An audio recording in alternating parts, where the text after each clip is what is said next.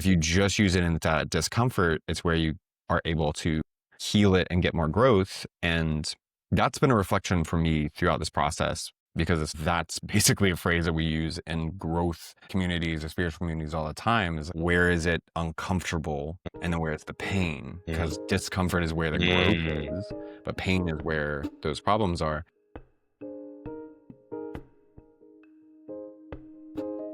What's coming up for me was what we touched on when we caught up on Monday, which is what is your reference point? So not sure if, there's something else that was coming through for you, but that was coming through for me today. So we can roll with that. We can roll with something else, but that's been coming up for me for sure. I guess if that's what's coming up, then that's what's coming up. Let's go, man. So we were kind of discussing this idea of like, what is the reference point? And there's times where, I might feel a little bit lost throughout the day or in life or feeling down about something. But I think it's so important to understand what the reference point is. One, to always know where one is and to have a perception that is empowering and uplifting. So for example, I start off my new role as a sales rep, currently building up my territory. Going to close, 40, 50,000 this month. The reference point is, man, I'm inheriting a bunch of accounts that haven't been cracked into yet. And it takes 6 months to at least a year before you start to get business going, pipeline built, and all these different things. So my reference point isn't how much business am I closing. My reference point is how big is my pipeline and how lucrative are the conversations that I'm having? Could it potentially yield something down the road, not what I'm closing right now? And so I really feel like having a consistent understanding of what the reference point is, whatever the scenario is super important. I think what we were talking about was just being really intentional with our time. Because in sales, right, we could be doing anything with our time, whether it's talking to a customer, to a partner, we could be just dicking around. That happens a lot where we just could be having meetings to set meetings. And I really feel like if we have a reference point to how we're spending our hours throughout the day, what we're focusing on when we're talking to partners and customers, right? And what we want to focus on, say for the week, month, quarter, like what those goals are, it keeps us on track. And when we're not on track, a lot of times I feel like it's because we lost sight of what the reference point is. So this reference point is super important and it extends beyond what we're doing at work. It's also relational. We're in relations with people, like comparing our relationship, my relationship with my significant other to other people's relationship with their significant other, comparing where I'm at in my life or my version of success to someone else's success. Do we have the correct reference point? Right. And what is that for us? And so that's kind of what's been top of mind. So for anybody that doesn't really know what you're talking about when it comes to reference point beyond work, because the first time I was talking with Kevin about reference point, I didn't really understand what he was talking about. And so how would you describe that to somebody who doesn't really know what you're talking about when it comes Sure. to reference point in your life? Yeah. So, okay. So a reference point could be, it could be so many things. How I meant it initially was like, what are my goals for the day? What are my intentions? I have 24 hours today. What are the most important things I want to get done? That's a reference point. Like, okay, today I want to talk to 3 or 4 different customers. I want to set meetings with 4 or 5 different partners. And if I do that, I know that I can sleep and say I had a good day. Right. That's an example of a reference point. If it's around something about how I'm living my life, is my reference point societal norms, societal standards, or is my reference points my own virtues, my own values, my own standards, right? So it really is about what in my core feels truest to me, and am I living according to that? And to be able to find what that reference point is for you to guide you, so that you're not lost in the muck of things or in the noise. You can kind of follow your own internal voice, and you can move in a way that feels most aligned with you, your higher self, and with source. Right. So that's when I say reference point, that's kind of what I'm referring to. And the more we can feel into that as we're moving throughout the day, I think just the higher our vibration is going to be, the more clarity we're going to have, the more efficient and productive we're going to be if we understand what the reference point is. And it's at different levels, right? So we talked about having reference point for the day, for the week, for the month, for the year, for the quarter, having a reference points for our relationships, right? And so you're going to all these different facets and aspects of your life. And what is the reference point? Because if you know what the reference point is, right, then you can know if you're making progress against that reference point or towards that reference point, and you're not feeling stuck. You're not feeling like, oh man, like damn, I just wasted a whole year of my life because you're tracking those reference points and you're making progress to them, and they're things that mean something to you. So I need to take a second and just kind of reset because Yeah, there's a lot going on in my physical world for right sure, here man. around me, and it's And making it hard here's for a me to great time to focus. find like a reference point. Like, what is your reference point even in this moment? Like, what is that for you? I'm doing everything I can to make it you and what you're talking about. I'm Yeah. focusing on this conversation. I'm gonna have my roommate in here fixing his Mhm, food, and then mhm, the dog that I'm babysitting just mhm. taking laps Wow. around the two rooms because he's so nervous. Yep, And yep. so I'm just sitting here doing everything I can to focus in on you, and I'm just hearing little screech, screech, screech, screech, screech, screech, Mhm, screech. Which so this in this moment, my reference point is this conversation, is what mhm. I'm dedicating my time to right now, 100%, is this podcast. And 100%, so I'm very much off from that because 100%. it's challenging for me to focus Mhm, right now due to mhm, these circumstances. mhm, But I'm worried about just locking them in my room and then them losing their minds anytime they hear my roommate moving around, talking, and then barking from being in there. So mhm, I'd rather have them in here because when they're just chilling, they're typically good, and it's mhm, so easy enough for me to focus. But on the topic of reference point, I guess these last couple weeks has been kind of confronting for me that I mhm, need to be, not need to, but I could be much more precise about what my reference point is mm, and go back to it a lot more. As I mhm, was talking to you on Monday when we were just chatting, I've been feeling off and disconnected kind of on and off recently, mhm, and just not very much on my thing in many areas. In my regular work, I have felt there, and that responsibility and workload has increased recently because mhm, somebody left, and it basically left a big vacuum. And mhm, I'm doing everything that I can to take advantage of that right now. But I find myself a little depleted as I'm coming home, where before this, I wasn't really. I would work and I would do my job and I would do a good job, but I typically wouldn't feel very depleted afterwards when I came mm, home. So let's see. Right now, we're recording this on June 18th. And so my birthday was just over 2 weeks ago. And I celebrated my birthday for quite a while, celebrated with the light beings, did mhm, several events, and several just personal friends came and joined us. And it was a lot of fun and really good. But I got off my workout routine. And then at the very last day that I was celebrating, I broke a toe. And so I haven't been working out for the last almost a week and a half now because of that. So it's been coming on like 3 weeks now that I haven't worked out. And so many of my like routines and so many of my mm, things I would normally be doing feel like they're thrown off. mhm, And so my reference points, I guess, of being on this path of my growth and my betterment, which is something I love doing, has felt really off because I haven't even been able to take care of myself physically in a way that I like. mm, My mental is taken over a little bit more from my job than I really like to. I like to have those hard boundaries of like, well, I'm done for the day. mhm, I'm going to go do my other thing. And typically I'll get done for mm, the day if I'm working from home, go straight into a workout. But like mm, because my toe is broken, half my workout equipment has been outside. mm, Thankfully most all of it is weatherproof, but it's just been out there. And it's been raining like crazy down here in Georgia.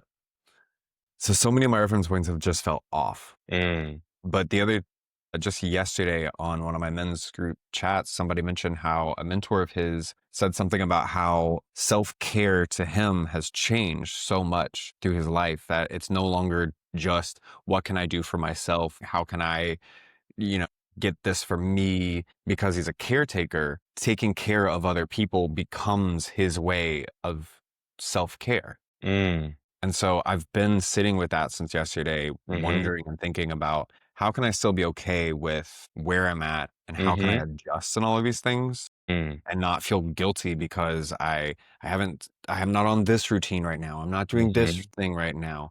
Because mhm, I definitely feel a pitfall in so much of this spiritual practice, spiritual world that you mhm. have to be doing everything in some certain way, which For sure, for sure. on so many levels I know is absolute bullshit. Mhm, But it's still such an easy thing to fall into of, "Oh, I'm not doing this right. Oh, I'm not doing it in that way," when we're here for the experience. mhm. Yeah. And I love that, and what comes up for me is like, could the reference point even be? for people that, feel thrown off in life right now that may be listening to this, or they may not have been on their routine and they have to sit with those emotions and maybe feeling stuck or off, like they're not doing what they're supposed to be doing. Could the reference point being, hey man, am going through this and I'm sharing this with you so that you can relate to these feelings, know that you're not alone and that this is a natural part of life for things to sometimes where they feel a little chaotic or a little bit off. And then the point is to be accepting of these feelings of feeling off. And then as we can restore and reestablish I order. need you to pause and roll back. Ollie. Yeah, sure, sure. No. Yeah. Impossible. That's funny. That's funny. That was knocking me off my reference point like crazy. Yeah. Yeah, And man. right now, I'm definitely not feeling like that I can just be right here in it. I love it because, this is right a real time example of how it feels sometimes, like trying to find a reference point, but there's other things, there's other maybe seeming distractions or things going on that are calling our attention and when we're wanting to devote ourselves to something and even just being able to hone in enough to focus enough to even be able to think like what is that representing and calm ourselves enough in the chaos of the storm and just being able to find that center point, that reference point to where we can anchor ourselves in. I think it's so important, man. So I honestly like this is life. This is definitely life, man. For everything from the dogs to the birthday and all that stuff.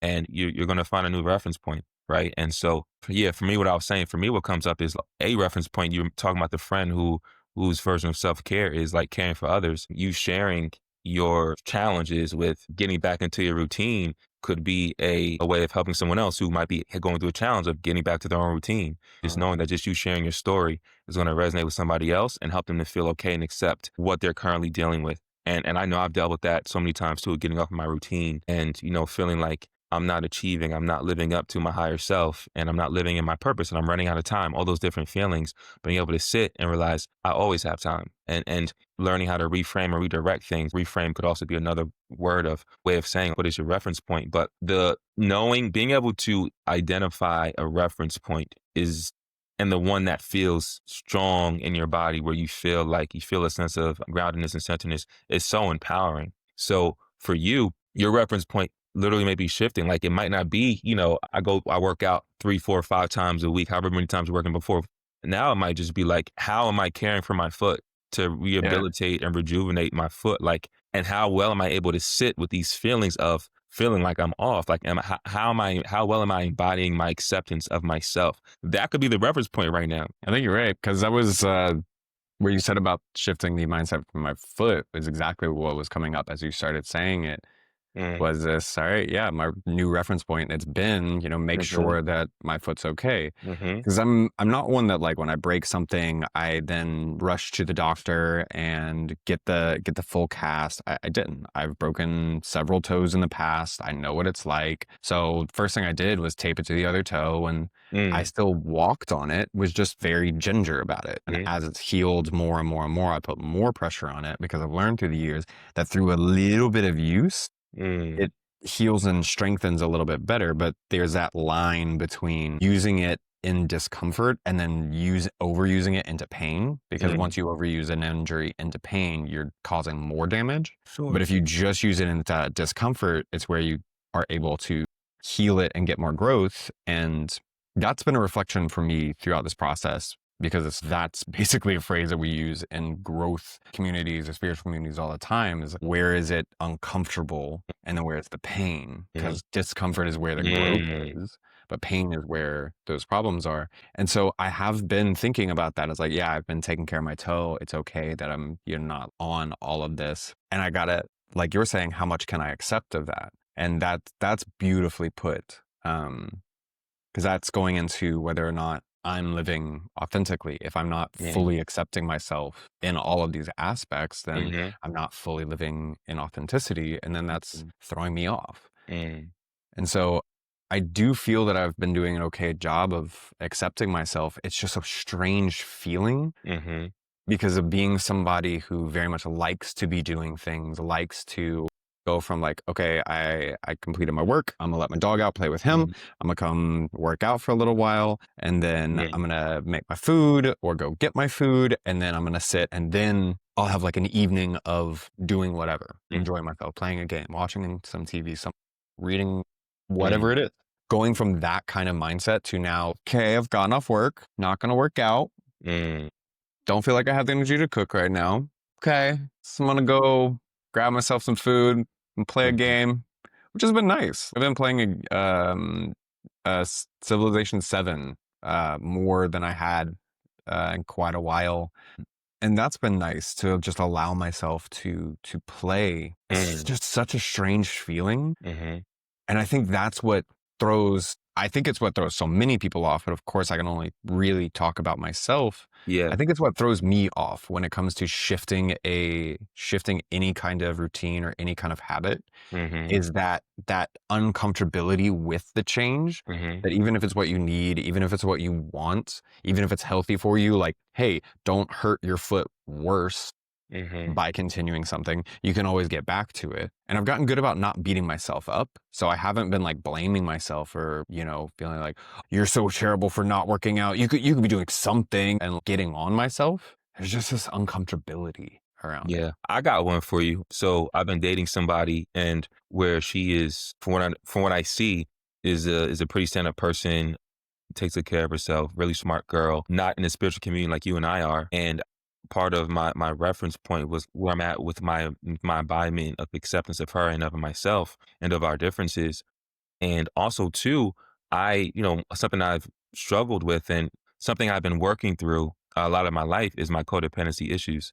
I grew up with a mother who, single child, she loved me very, very much. And I developed a level of codependency. So I've dated a lot of women to where it was a very intense connection almost all the time, whether it was good or bad, and where there was constant communication all the time. So when I don't receive that from the person I'm dating now, I reference something must be wrong, or what am I doing wrong, or they're this evil person because they're not upholding their part or role in their relationship, and all these different narratives. And then when I call a person to just like, hey, let me just see what they're thinking, I talk to them. Yeah, no, we're good. I just been super busy. I'm getting ready to go on this trip for my friend's birthday, and I'm just really busy, and I got all this stuff going on for work. And, I went to bed late and all these different things where, and so by the end of the conversation, I'm just feeling like, damn, like I was really tripping because on her side, she's very independent, does not have codependency issues at all. If anything, it's more learning how to be more vulnerable. And so from her side of things, like she's like feeling good about us, feeling good about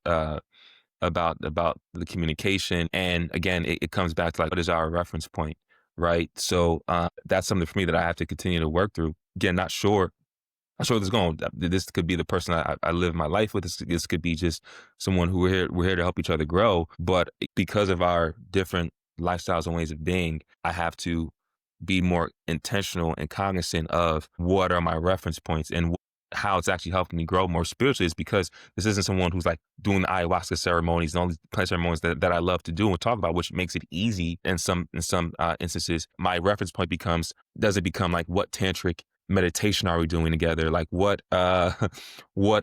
angels instead of masters are we communicating with? Like, it's not that, it's how grounded of a man am I being? How honest and truthful am I being? How accepting of her am I being? Like, that's the new reference point for this relational container. And I think if we can do that honestly and truthfully in all these containers, we can start to legitimately feel good about how we're moving and know that we're moving in the most aligned way for us. Mm. We've talked about stuff like this before around how well can you accept other people exactly where they're at. And we've Yeah. talked about it in reference to your relationship and with the people at both of our works, Mm-hmm. being both of us in sales, but we also are deep into our own spiritual practice. And something that came up on a podcast just the other day. I think it was the one that you recommended to me, Mm. the Highest Self podcast. You listen to it. Nice. I just listened to one of the episodes. Yeah. Let's go. Let's go. Um, and it was fantastic. Let me see if I can find it. Manifestation expert, Mm. Robert Grant. Yes. It was their conversation, and it was a beautiful conversation. And part of it was talking about how labeling things are like we're in the spiritual community, we're on the Mhm. spiritual path is in a way judging ourselves and judging the other person and kind of putting ourselves up on this pedestal. And Mm. it was a cool thing for me to start thinking about and Mhm. considering how he was putting it. because he was talking about how all of us are on our spiritual path. Mhm. Whether you're aware of it or not maybe that's a different story, but it doesn't change that we are on it and everybody is on it, on their own spiritual path. And that whatever agreement, whatever contract, whatever life path our soul and our higher self chose for us for whatever reason, we don't have to be aware and trying to figure it out and all of this. Because there's going to be plenty of people whose purpose isn't to grow and go up and beyond. That's not to say that they're bad or lesser or anything like that. It's just what their soul agreed to, perhaps Mhm. for the purpose of, their higher ascension leader. Mhm. We don't really know, but it was this great little nugget of how like I run into it all the time, and I of course have done it before as well, and just like, oh yeah, like I feel this way, and I feel like I can talk about things I love talking about with my spiritual friends, but Mhm. not with everybody else. But that comment that I made to you the other day, that like how much of ourselves can we be even at work in these Yeah. more mundane conversations, and how much of Mhm. ourselves can we bring to it without Mhm. dampening ourselves? Mhm. How honest can we be through that? How authentic can we be through that? 100%. And it's coming up again in this, in that, like, we've talked about you guys being on a slightly different spiritual path, Mhm. but it doesn't mean she's not on a spiritual path, not 100%. on her spiritual path. 100%. It may not look the same. And of course, if the conversation's being had or not being had is something that affects you, then yeah, that's got to be considered. But it's something that comes up a lot with me now, of like recognizing that like I feel like I've pulled away from people that I feel like weren't on the spiritual path. Mm. And that's just me being judgmental of someone Mm. not doing things in a way that I think they should. Mm. And so inherently, I'm trying to change them. 100%. And so by trying to change them, I'm not accepting them. By not accepting them, I'm not loving them. Mm.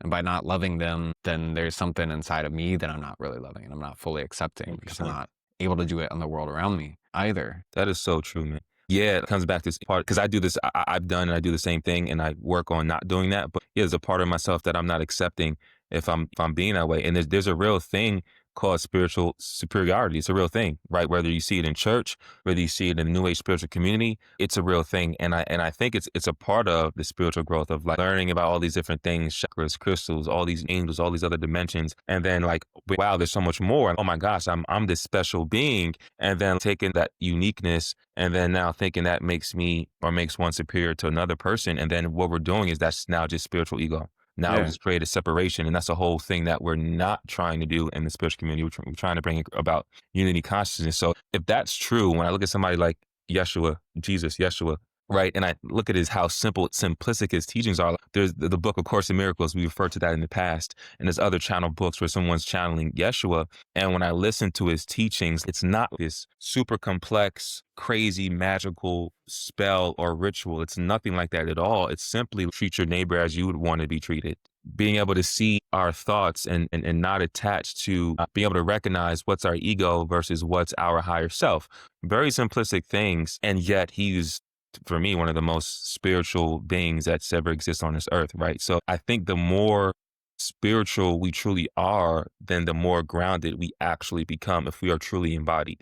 Mhm. Just the more Which comes, accepting and the more loving, hmm because there's, in my opinion, in my belief, there's nothing beyond that. There's hmm nothing beyond just loving and accepting and learning to live authentically and being authentic. And 100%. I feel that the spirit, the superiority that you're talking about is this space where we disconnect, like you're saying, because we are then living in judgment of whomever else. hmm The same podcast was talking about how to be, even people who are tolerant can then flip on itself and become intolerance, if that intolerance then becomes, yeah, but like I'm not okay with that person being intolerant towards other people. hmm You have a prejudice, and so I'm not okay with you. And then suddenly the tolerant person is now being intolerant of the hmm intolerant.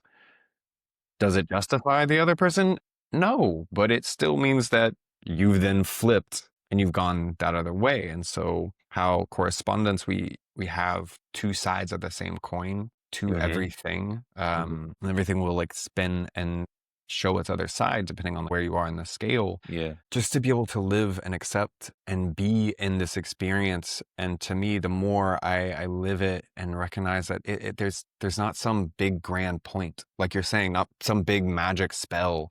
We're Mhm. here for the experience of it. Mhm. And there was a verse that popped out at me when I was reading a little while back. We were talking about it on Monday, that Jesus was talking to the Pharisees about John the Baptist and Mm. said that he came and you said that he was a madman Mm. for not drinking and hardly eating.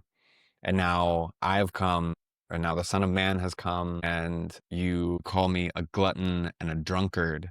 Mhm. And that little bit just stands out to me so much because sorry, because I have witnessed so many people Mhm. talking about the only way to be a good Christian or a good person is to not drink, to not do these, to not do that, to not, and taking away so much and saying that the only way to be pure is to not experience half the stuff here. Mm. Oof.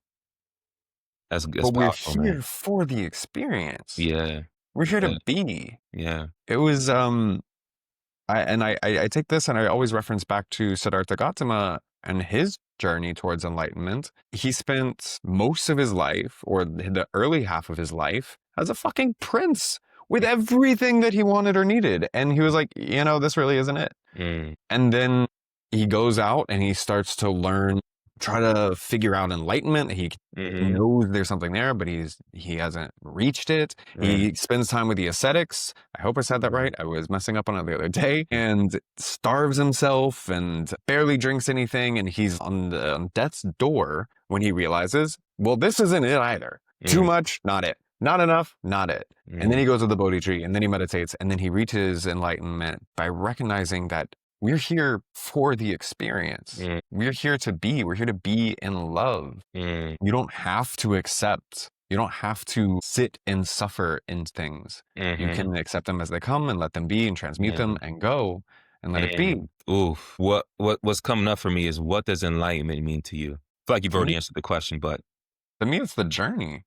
mm. To me, it's the journey of not being perfect or being flawless, but the journey of if I make a mistake or if I make some kind of choice that wasn't to my highest good, how quickly can I then come back to my highest good, to my highest state of love, my Mhm. highest state of authenticity? And so Mm. that journey of finding who you are and learning how to live in your authenticity. Yeah. And it brought up an interesting thought that came up for me during my chat with my men's group, that this concept of authenticity and how powerful it is, and it can be used for the greatest benefit of, and Mm. it can be used for the greatest detriment of. And just how the teachings of the seven hermetic principles, Mm. they point out how these are the tools. You use them however you choose. Yeah. Just bear in mind that you use them for harm, then it's gonna come back around and bite you in the ass. Mm.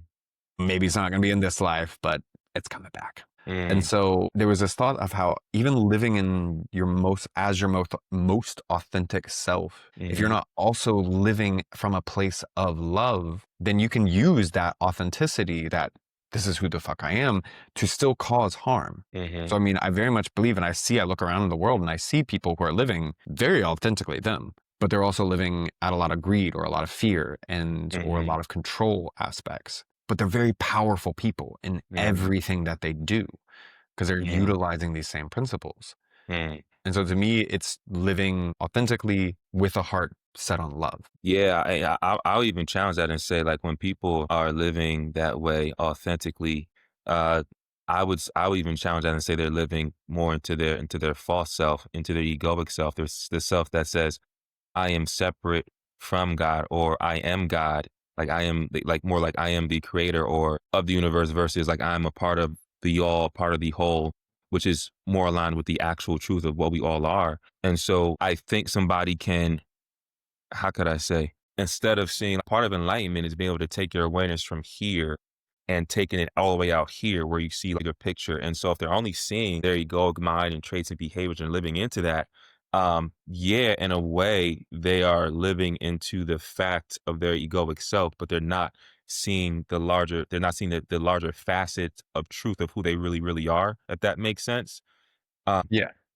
and That's so, where I'm speaking about, like, they're living authentically, but in a state of yeah, fear, yeah, but in a yes, state yes, of 100%. selfishness or greed or whatever it is. And of Mhm. course, for anyone and everyone listening, this is me piecing some things together, not me trying to say this is the way. This is just me, like, taking this little Yep, nugget, these little snippets, yep, and, like, starting to try to, like, yep. figure it out through this discussion. And to add to what you were saying before about you talking about spiritual superiority and like creating that disconnect or that separation. What I think is actually happening is I think that we are seeing an older version of ourself, or maybe a version of ourselves that maybe we feel that we just graduated from, and we're running from that part of ourselves. Because when I catch myself doing that, when I catch myself feeling disconnected, right, whether it's in the person I've been dating, which I've done that before, or whether it's whoever, right? Family member, someone at work. It's a version of myself, the version of myself that used to drink, the version of myself that used to not care about spiritual topics, the version of myself that used to womanize whatever it is, running from that part of myself. And that's what I'm actually doing in those moments where I feel that disconnect from somebody else. And so that part of myself, that womanizer, that social drinker who would drink because everyone else is drinking, that part of me needs love too. And so when we can figure out what these people that we're feeling this disconnect from, like what that's pointing to within us, and shine that light on us, right, and expand our awareness there, then literally we're becoming more enlightened, right, because we're Wow. actually shining light, we're casting light on that shadow, and we're literally filling ourselves. If awareness is light, we're literally filling ourselves with more light, which is Yeah. the journey of enlightenment, and we do it over and over and over again. Yeah. I think that's the process of living more authentically, which is accepting everything about ourselves, every Mhm, aspect of ourselves, mhm, and not judging it. Because, like, to hide from an aspect of yourself or to judge an aspect of yourself is to try to pretend that it's not there. mm. It's Ooh, ignoring that shadow aspect, which are the yeah. very things that make it um Mhm, the concept of what you resist persists. It's very present in that. So if you're judging yourself for I like to drink, and you're judging yourself for it, trying to say no, no, no, I'm never going to drink, I'm never going to drink, I'm never going to drink because that's such a bad thing, you're just pushing that away, and you're making it stronger, this resistance to this thing mhm, stronger. Whereas in my opinion, and the understandings that I've gotten over the years, because drinking was a challenge for me as well. I drank way too much in college to a very unhealthy degree. And then I drank a lot during my marriage as well. And so I've had to reframe my relationship with it to the point where I stepped away completely for a while. mhm, And then I reintroduced beer and wine to see mhm, where I was at and, what was okay, what was not okay. Then I reintroduced liquor. And so then I found that point of,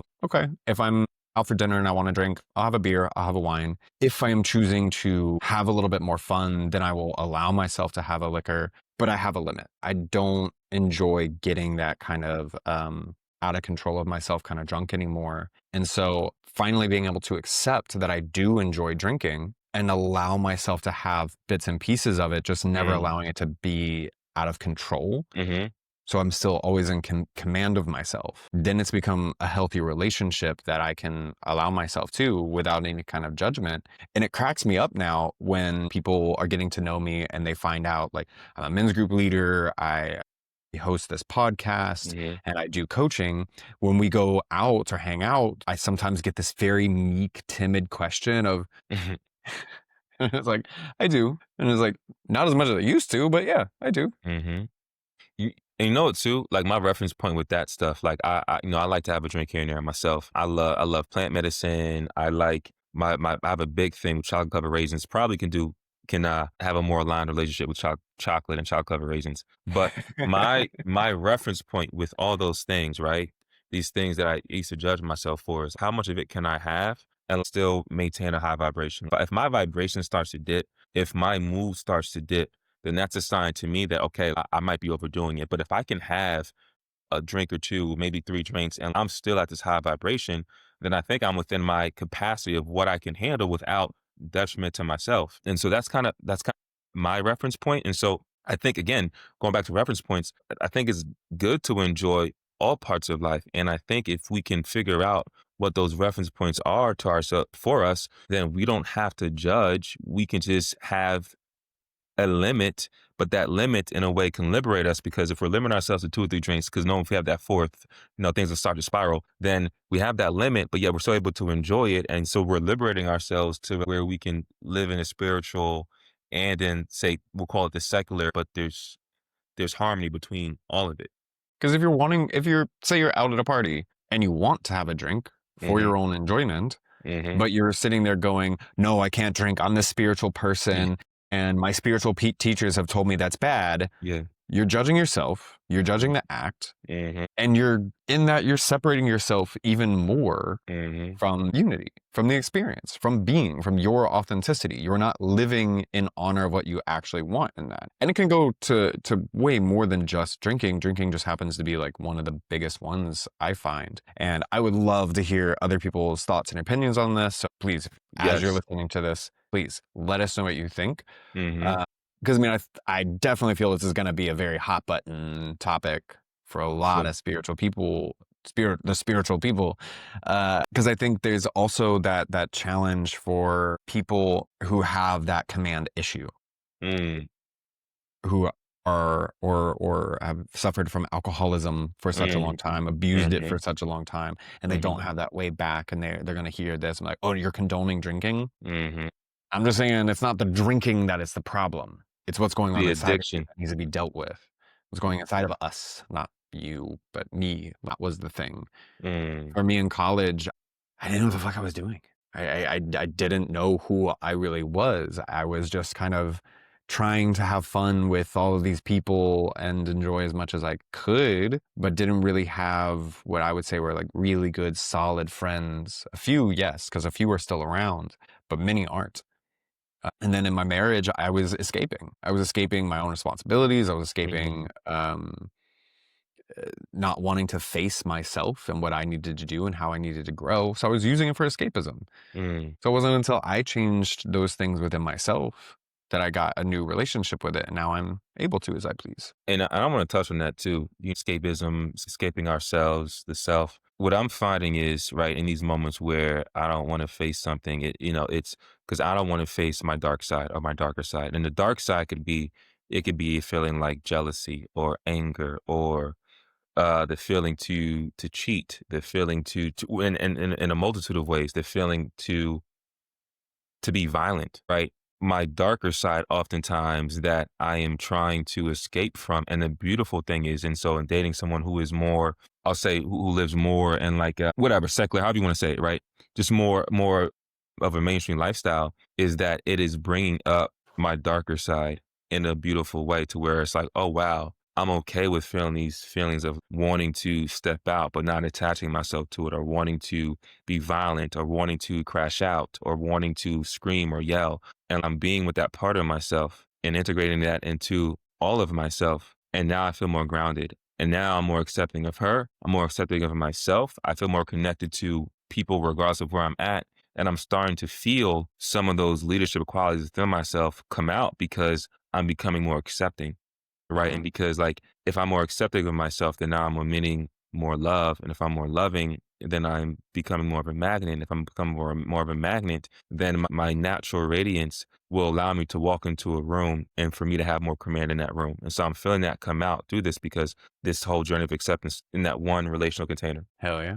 So I do want to point something out that I think that you're very aware of, and I think you do a good job of, but I Mm, want to point it out because I've definitely feel it's very common mm, and gets used a lot. How you so easily and naturally called it your darker side, your darker mm, self. mm, While I don't feel that you were putting a big judgment on yourself, I definitely feel that that is a super common thing because I definitely mhm, know that I would use those kind of terminologies all the mhm, time. Good, bad, dark, light. Whereas when you're using them in the context of good and bad, mhm, you're putting those judgments on them 100%. and you're falling into that trap of feeding it that Mhm, resistance, putting that resistance on it, and then mhm, feeding that thing where you started going with that once you were able to accept them and see them for what they are and spend mhm, time with yourself and integrate that into your life. It changed everything. So rather than seeing it as this dark, bad thing, mhm, you started just seeing it as an aspect of you. that came from whatever, or perhaps it is just simply that masculine guardianship, wanting Mhm. to be sure that everything is above board, but you're aware of the possibilities of things not. And so Mhm. your evolutionary brain is coming in going, let me crush. Jay will Mhm. crush. Mhm. You know, I'm like, I feel that so often. And like, I'm not even in a relationship. And I found Yeah. myself daydreaming about the possibilities of, you know, these situations happening and like, what do I do? And, you Mhm. know, and like sometimes the daydreams go a little dark. Mm. Huh.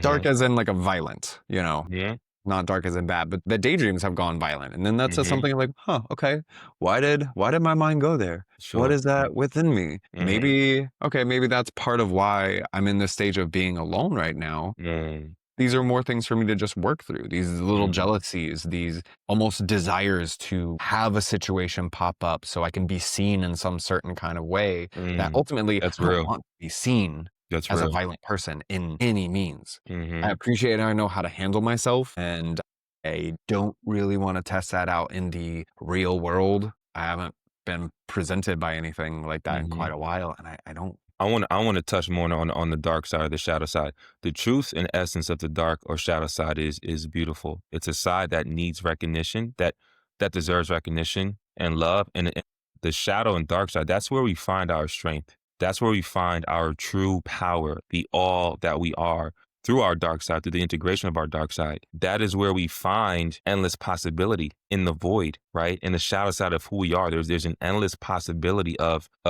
things that we can tap into through that darkness, through that shadow, right? Through bringing that up into the light, right? So I'm not saying there's misaligned darkness with acting out those violent feelings, acting out that anger, acting out the jealousy, right? That's misalignment. But when we are allows us to be with it and integrate it, we find strength and we find power. So the dark Mm, side is extremely important. Like sometimes when I go into meditation and I look at we do this in creatorhood, and I just do this on my own sometimes. I think about like who my future higher self is in some future timeline or in a future or parallel life. I see this being who is so powerful, the master of both light and dark, but of the light and serving the light, right? Serving God, serving source, serving the highest good of humanity, but through embracing the darkness, there's nothing to fear. There's only harmony. There's only order.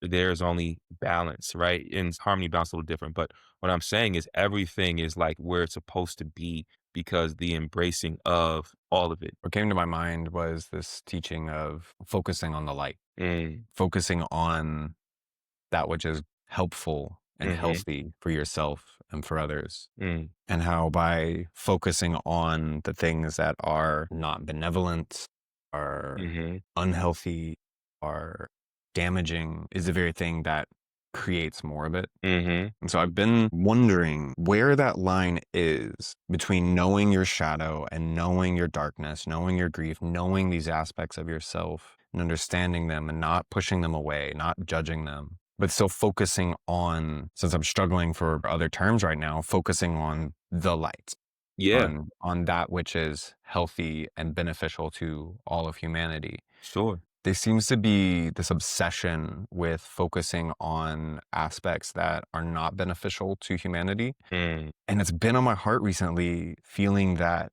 that's the very focus that continues its perpetuation. Mm. Focusing on what you have versus what you don't have. Like as you focus on what you have, right, that's going to continue to expand. And as that expands, it's going to bump on the edges of what you don't have or of on the shadows or on that darkness. So to your point, I like the idea of focusing on the light. As you focus on the light and that light gets bigger and bigger and bigger, the shadows are gonna start to show themselves, right? Those uncomfortable edges are going to start to get met. So just in doing that alone, and so as they get met, it's not saying to go necessarily go shadow hunting or go immerse yourself in the darkness, but as you expand your light, the shadows will naturally come to play. So I feel like that's just the natural, for me, myself at least, that's the natural balance and harmony of it. As I focus on, for example, connecting with archangels, and right now I'm focusing on, for every archangel, there's a feminine aspect of an archangel. So they call it an archai. Or for example, for Archangel Michael, the female aspect of Archangel Michael is RKI Faith or Lady Faith, right? And so, Wait, what? There's masculine and feminine and everything, and most teachers just ignore the feminine? yeah. And the feminine is the dark side too, a lot of times, in a sense, right? If we talk about masculine and feminine. And I so will yeah, throw in there that in that sense of what I've heard, what mhm, my understanding when referring to dark and light and masculine and feminine mhm, is talking about dark as in like more physical material and light mhm, as in more ethereal spiritual. mm, That's been yeah. my understanding, but I didn't mean to derail No, you. I appreciate that. So, for example, as I connect with Lady Faith or Archaic Faith, right, the darkness that comes up is the parts of me that are not faithful. Because in order for me to truly embody faith, I first have to meet the parts of myself that aren't aligned with faith. In order for me to like meet that, release that interest, meet that into a faithful or faith frequency. It's just that simple. So every time I try, because the angels are great for connecting to help you to embody different virtues. There's an angel for grace, angel for faith, angel for courage, angel for anything you can think of, for love, everything, right? And so every time I connect with an angel or connect with a virtue, everything that's not that or that polarity, the other side of that that's within me comes up and I have to meet it. And then once I meet it, then I can more fully embody whatever that virtue is, right? So to your point, in just focusing on light alone, that the shadows will definitely come up. That's why you see people like when they blow up, they get famous, right? They get famous overnight or whatever it happens, and all this they got to deal with all this darkness because they're at this new level of fame and abundance, right? Everything that they're going to have to meet a lot of stuff to be able to maintain that and hold that. And so just by being big, the shadows will come up for sure. That's and and as we become and we're all massive, we're all, we all come from God, we all come from source, and we're all made to be big and massive. So as we become more massive, think about a planet or whatever, like there's just gonna be more to be met that has to get met. Yeah. I think as you were speaking, it really started reminding me of things we've talked about before, other things that I've studied, and some of what Kevin talks about. And Kevin does have this beautiful example of how, and we talked about this on Monday, how if you imagine love like a Mhm, spotlight, like a mhm, floodlight. So for mhm, everyone watching, I'm like creating like a, not watching, I'm creating like a V with my hands. And if love is this spotlight, then wherever a shadow is, when the light's going this way, it's revealing where some kind of wound is. It's really hard to do this mm. on a screen like this. You're doing But great. that wound is casting a shadow back that way. And so it Mhm, becomes apparent. And so while you see and you are aware of the shadow because of the love and because of the light, it's not the shadow itself that's going to help and deal with it. It's the mm, love that's mm, shining there that's going to deal with the wound, that's going to help you heal the wound. And once that's healed, that shadow recedes, it goes down mhm, for that love to shine even brighter and more mm. fully. So I think if I'm putting things together right, Thank you. Well, things are vibing right, then I believe that by focusing on love, on that which mhm, is beneficial, on mhm, kindness, on mhm, authenticity, led by love, mhm, that you are living in such a way that you will be aware of the dark, the shadow, the whatever. mhm. But that does not mean you need to be focusing in on it and Yes. living in it. Mhm, Just be aware of it. Don't deny it. Don't pretend it's not there, and allow love to be the thing that deals with it, that deals with mm. the wound that's causing it. Oof. That's it, brother. That's it. That's it. All right. I've reached enlightenment. Let's go. Let's go. Let's ascend now. Peace, Okay, guys. I'm getting out. beamed up. I'm getting beamed up. Big calm of light. Exactly, bro. Man, that's beautiful, man. I mean, I feel complete. Is there more that you want to add, share, say, do? Yeah, no, I say we cut it at big column of light. Thanks for tuning in to Building Consciousness with Jaguar and Jay, where we explore spiritual concepts and aim to break them down in a practical way for everyday use. If you enjoyed today's episode, don't forget to like, subscribe, and hit that notification bell so you never miss out on future content. If you have thoughts or questions, drop a comment below or connect with us on Instagram, jdoss545 and build_with_Jaguar. We love to hear from you. Until next time, stay curious, stay inspired, and remember, we are the authors of our own reality. This is Jaguar and Jay, signing off.